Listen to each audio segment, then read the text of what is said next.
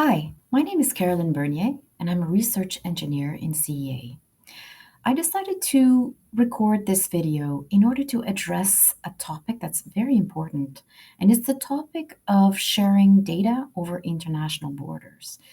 And the topic I want to address really is what needs to happen to make it easy for me to share my data over international borders.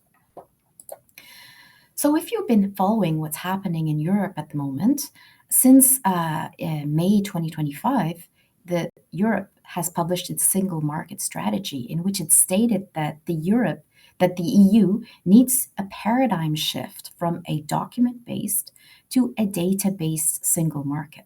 So, if you're an engineer like me, obviously you see that this is great news, of course.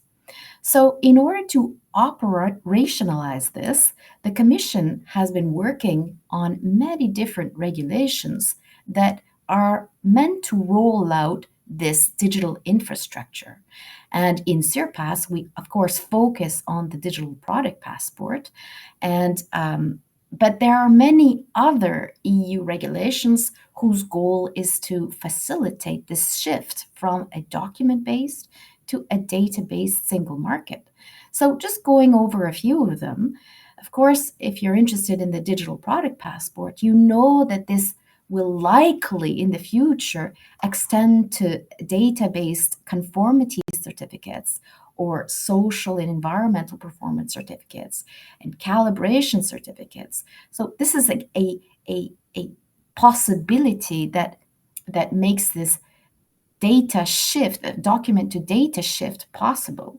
But if we look at in other sectors, for example, in freight and transport and customs information, there's a lot of document-based information exchange that will move to data-based information exchanges such as ECMRs or consignment movement data sets, bills of lading, bills of sale, all sorts of documents that are shared in a logistics and international trade context. Europe is also rolling out its European digital identity framework and wallets, and this is of course already existing. For example, here we can have electronic national ID cards, driver's licenses, and in the future we can imagine having electronic versions of our diplomas or things like tickets, or for example, employment at the stations. So there's no real limit to the type of information that was previously in a document and can be digitalized. But now Europe is going further and introducing the business wallet, which is similar to the identity wallet, but for organizations and businesses. So this is documents such as owner identification data, company certificates, power of attorney, signatory rights, beneficial ownership, and all sorts of documents which previously were paper-based or PDF-based, and can be transformed and become data-based, right? And finally, there's the e-invoicing and e-reporting regulations, extending this to payments and reporting. So there's a lot of this infrastructure. So fundamentally, in every one of those applications, what I'm trying to do is I'm creating a data container containing machine readable and structured data, and I want to share this with my with the government or with my business partners or with customers, etc. So whatever the application, fundamentally, all of this infrastructure's goal is to generate these data containers. And if I want to be sure to share this data securely, I have basically two options. Either I make sure the network I'm using to send this data is really secure and guarantees the authentication properties, meaning I can know for sure who created this data, and I know this data has not been tampered with. So either I rely on having a network that guarantees these properties, or I assume that the network is not so reliable. For example, I want to send my data over the internet. And therefore, the other approach is to add some cryptographic capabilities to the data itself. So here I'm thinking of things like authentication and integrity, right? So in this second approach, the integrity and authentication capability is not part of the network. It's part of the data itself. Okay, so because it's much less costly to secure the data rather than to try to secure the network, well, most of these data sharing initiatives do use the second approach. All right, so I have all these applications and I have the same goal. I want to share this machine readable structured data contained in a data container that has some cryptographic capabilities. And now the question I have is, how can I maximize the value of my data? So, why am I asking this question? Well, generating machine readable structured data comes with costs, of course, right? This is why we still use PDF documents and email and do not generalize to sending documents in this format, right? So if I went through the bother of generating this machine readable structured data in a cryptographically secure data container, I want to make sure that I can maximize the usefulness to me of having generated it in the first place. Okay? This means that I want my data to be useful to a maximum numbers of actors of my own choosing in an open network. And what do I mean here by open network? I mean that there are new actors that are constantly potentially being added to the network of people who will make use of my data for outcomes that are good for me, right? And I want to do this all over the world.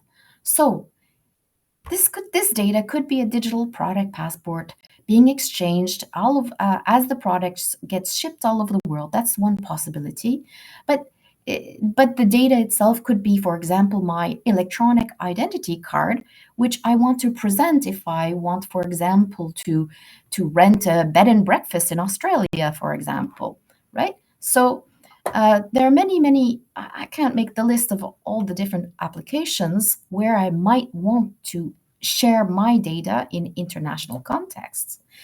And because generating this data has some cost, it doesn't come for free, the more I can reuse my data, the better the return on investment of having generated it in the first place. Okay? And so remember, here we're in an open network, meaning I don't know ahead of time who might make use of my data because I want to use it as much as possible.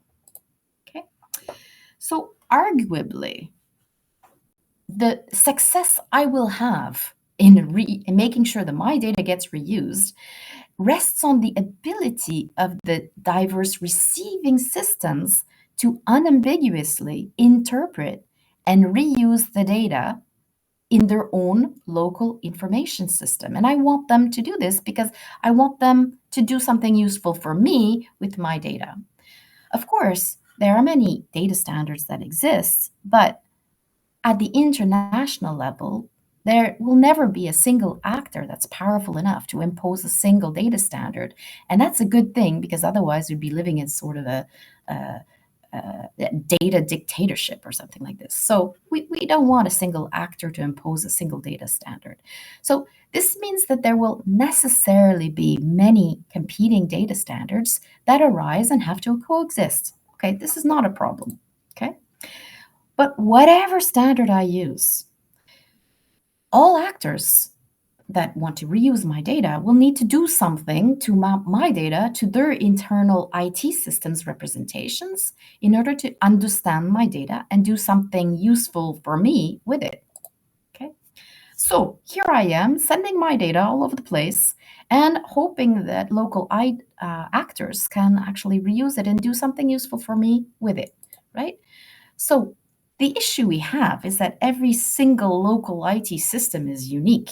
So they all structure data differently and use local names to refer to data keys, right?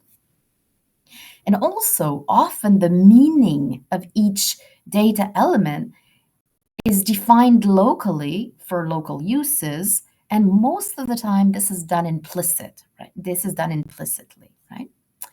Okay, so the question I have is, how can I make sure that my data that I'm sending to them is correctly reused in their local context?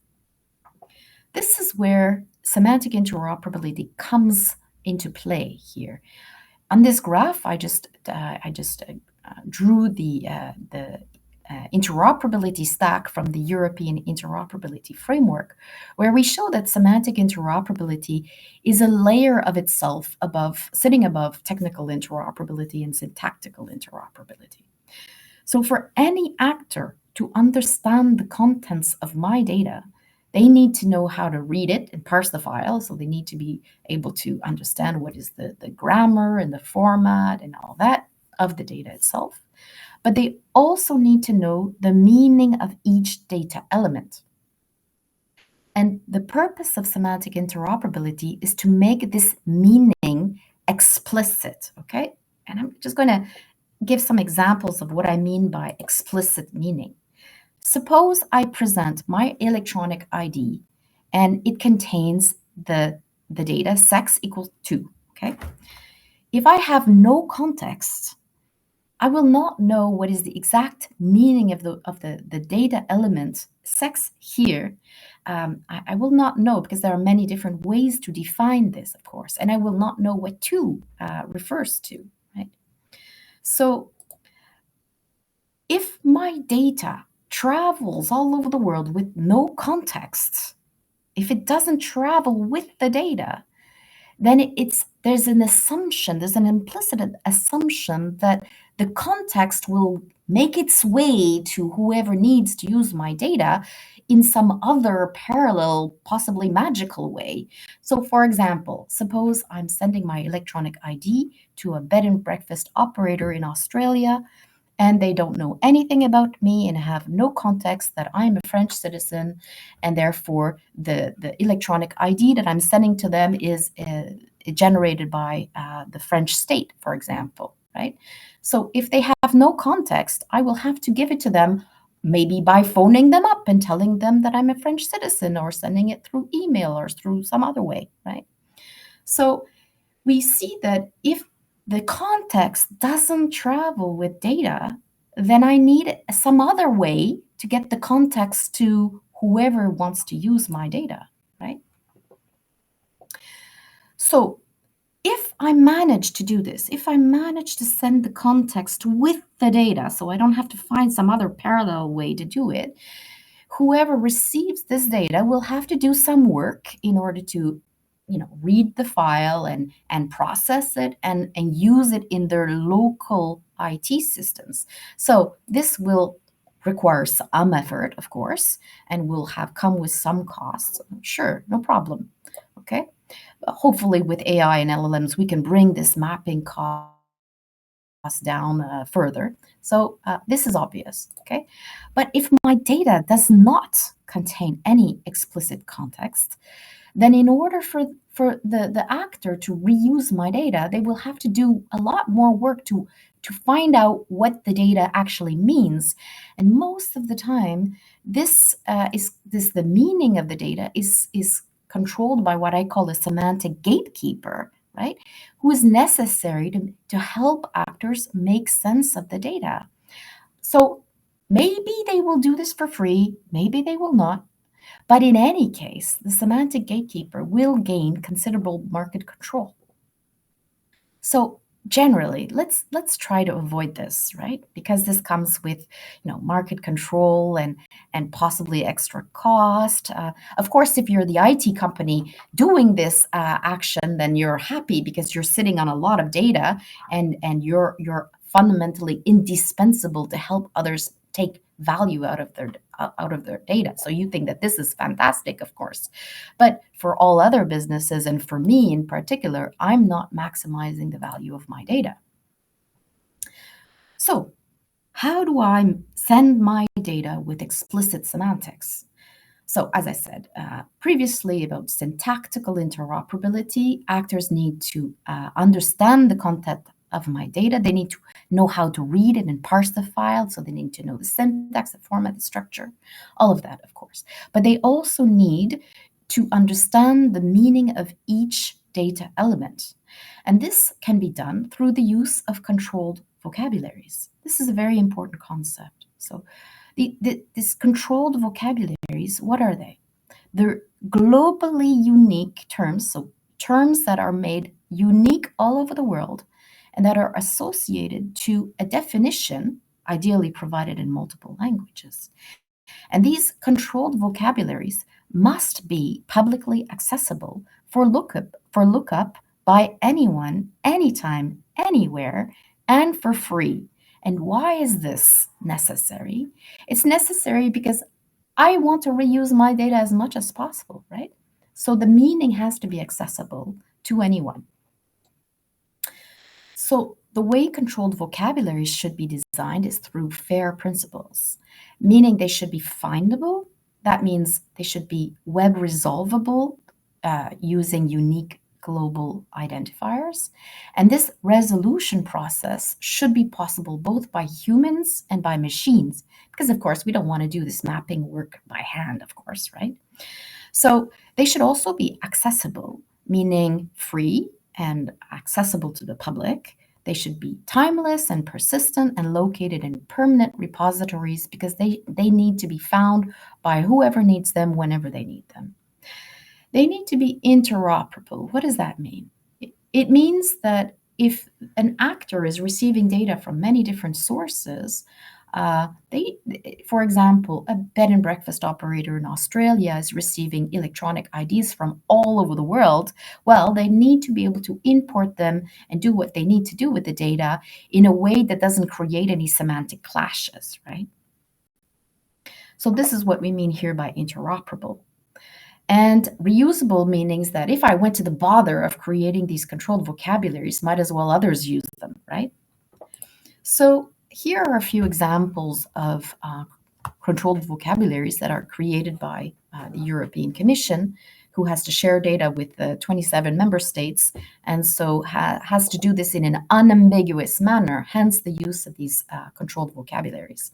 And here what we see is we see here the namespace on which these vocabularies are stored, right? And this helps, well, this is what makes these terms globally unique. And we also have some examples here from schema.org, which does exactly the same thing with a schema.org namespace. And if I fetch if I make a GET request here, and I fetch the definition here that is accessible here, depending on if I'm a human or I'm a machine making this request, I will either get the human readable representation of the term, or I will get the machine readable representation. Of course, creating these explicit semantics is an investment, right? Because you have to pay for it before you can send the data, right? So that's a little bit annoying because it takes a bit of time, it takes some money, for example. But if you don't do it, that means that later on you will likely end up paying consultants to clean up the semantic mess later, right? When you have all this data merging happening.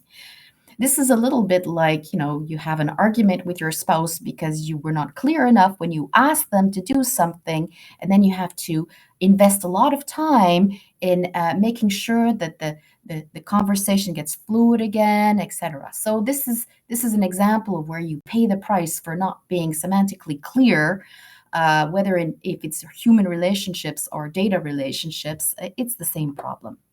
But beyond, cleaning semantic messes, it also means handing out market control to centralized players if I don't, make this investment. That means lowering the return on investment on my data and possibly creating burdens for companies later rather than reducing them. So as they're accessible for free on the internet, Clearly, controlled vocabularies are a digital common, a little bit like Wikipedia, and therefore they should be designed and provided by public authorities as part of the digital infrastructure they're designing, right? And so here I'll let you guess what public authority I'm thinking about here. But this actually doesn't need to cost the European Commission anything because all they have to do is issue a standardization request to industry, an industry that understands perfectly what I mean by handing out market control to centralized players. They will design the controlled vocabularies for them. Here, I put the link to a very interesting study on the business value impact of using explicit versus implicit semantics just for the education sector. So for the generation and creation of electronic diplomas and electronic qualifications. And this is a very nice report that was generated by the DC4EU large-scale pilot that was funded by the European Commission. So coming back to the beginning here. So we understand that the Commission is rolling out all this digital infrastructure, and the purpose of this is to lower the administrative burden and cost for companies. But what we see is that they're rolling out all of these different infrastructure in parallel, right? So quoting from the recent European Business Wallet regulation proposal, here they do talk about the Draghi and Letta reports that warned about the persistence of administrative burdens and the fragmentation of the single market, weakening Europe's competitiveness, et cetera, et cetera, et cetera. And one of the things that were said is that in the report, in the draft regulation, is that most stakeholders consulted highlighted the lack of cross-border interoperability as a major source of red tape for European companies.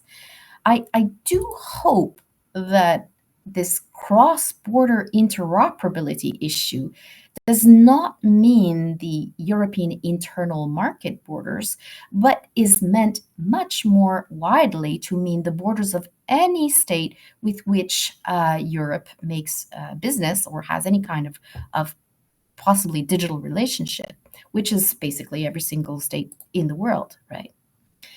So coming back to all of these initiatives, the success of all of these, which we sincerely hope will have great success, will require some technical alignment between them in order to minimize the technical load of this infrastructure, and should focus on both the exchange of data across European member states, but also with actors situated outside of Europe.